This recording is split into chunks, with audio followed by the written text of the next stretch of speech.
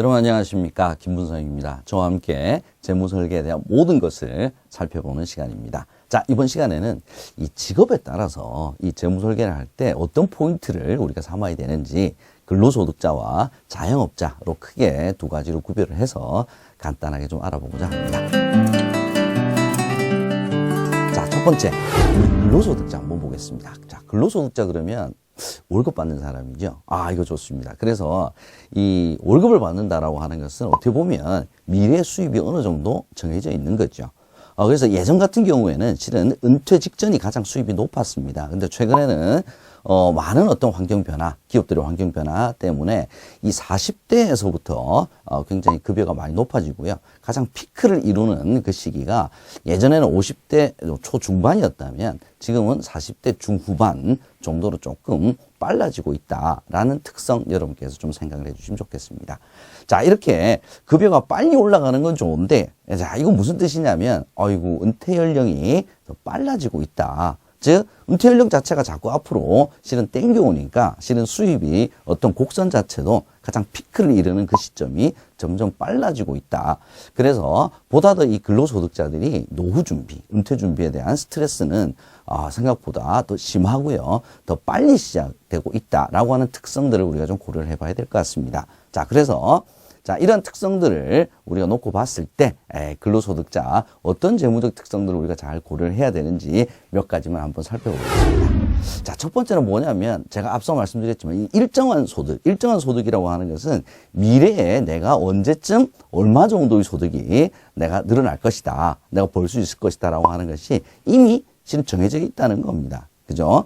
또 하나는 뭐냐면 이제 대기업들 같은 경우에는 복리후생도 만만치가 않습니다. 교육비라든지 의료비라든지 자, 이런 것들이 이미 정해져 있기 때문에 자, 재무적 상황을 예측 가능하다라고 하는 특성을 가지고 있습니다. 그래서 어떻게 보면 수입과 지출이라고 하는 측면에서 본다면 이 근로소득자의 수입과 지출 구조가 재무설계를 가장 잘 성공적으로 해낼 수 있는데 아주 적합하다, 이렇게 우리가 생각할 수도 있겠습니다. 그래서 이 아주 안정적인 소득, 즉 수입의 변동성이 적다라고 하는 것은 미래에 따른 변화 예측이 가능하다. 그래서 거기에 맞는 수입과 지출에 아주 치밀한 계획을 미리 세워서 이걸 실천할 수 있다라고 하는 특성을 가지고 있습니다. 그래서 실은 이 근로소득자인 경우에는 이렇게 수입과 지출의 어떤 특성들이 이렇게 미리 딱 정해져 있기 때문에 어느 시점 정도에 내가 돈이 어느 정도 필요할 것이고 어느 정도 시점에 내가 돈을 어느 정도 준비를 해야 된다라고 하는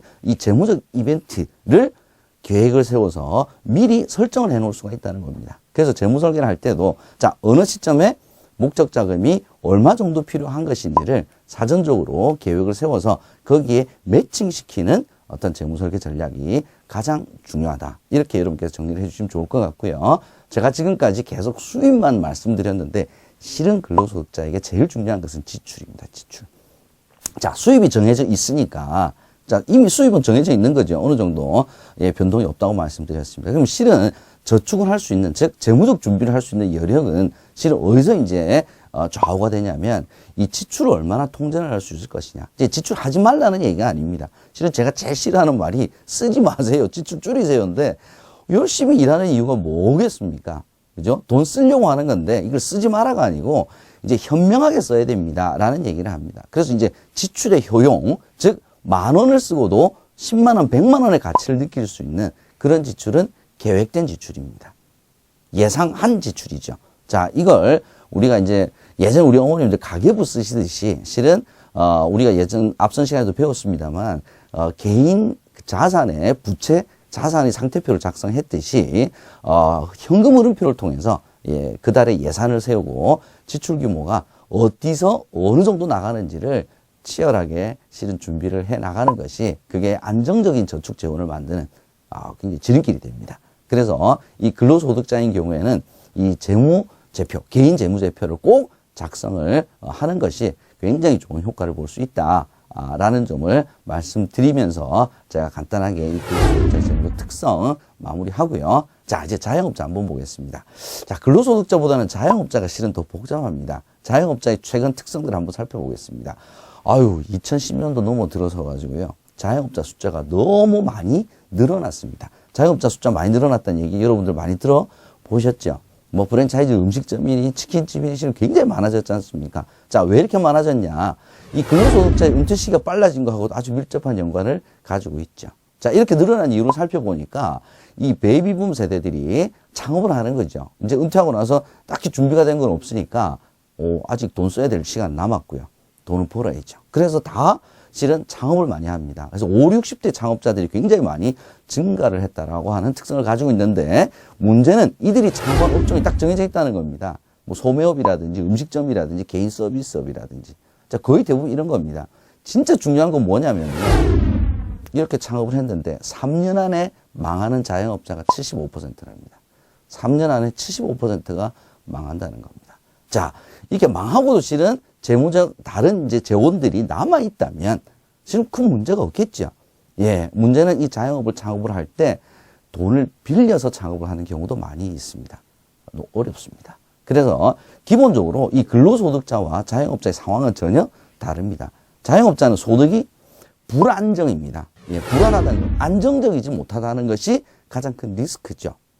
또 하나는 뭐냐면 이게 우리가 근로소득자인 경우에는 국민연금, 퇴직연금이 있지 않습니까? 물론 자영업자도 국민연금 가입을 합니다만 실은 자기가 100% 다 내야 되니까 이 강제적인 노후 준비가 부족할 수밖에 없습니다. 또 하나는 뭐냐면 예, 장사가 잘 되면 항상 잘 될 것 같죠? 그죠? 그래서 뭔가를 한번 해보자. 그러니까 먼저 선투입을 해야 됩니다. 아주 공격적인 성향을 가지고 있죠.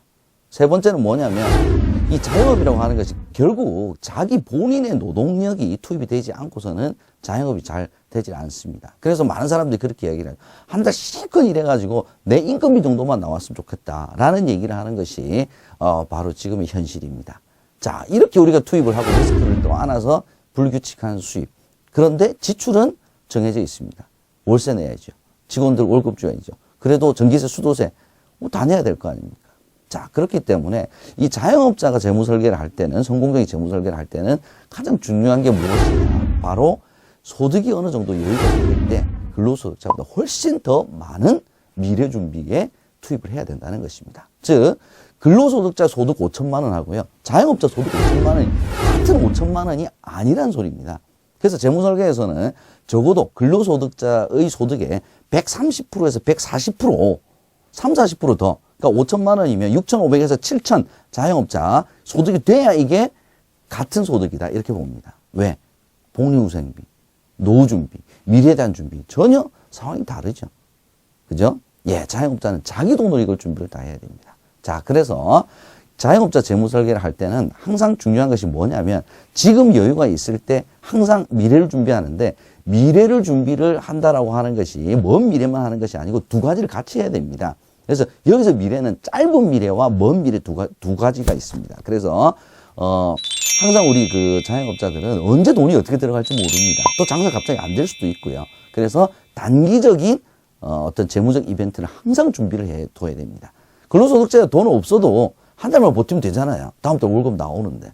근데 자영업자는 다음 달 돈이 벌어질지 안 벌어질지 모르죠. 그래서 단기 목적 자금과 장기 목적 자금을 이 양축을 준비를 잘 할 수 있는 것이 바로 재무설계의 가장 큰 핵심이다. 이걸 우리가 포트폴리오 이론으로 바벨형 이론이다. 이렇게 얘기를 합니다. 그래서 재무적 준비를 할 때 근로소득자와는 달리 근로소득자는 긴 라이프 이벤트에 처음 이걸 계획을 세웠다면 예, 워낙 변동성이 큰 이 자영업자의 경우에는 바벨형, 즉 양쪽에 큰 바벨이 달려 있죠. 그래서 단기 장기 이 두 군데 돈을 잘 적절히 배분할 수 있도록 이 재무적인 준비를 하는 것이 재무설계에서 가장 중요한 포인트다라는 점 여러분들 꼭 기억을 해 주시기 바라고 저는 다음 시간에 또 다시 찾아뵙도록 하겠습니다. 여러분 고맙습니다.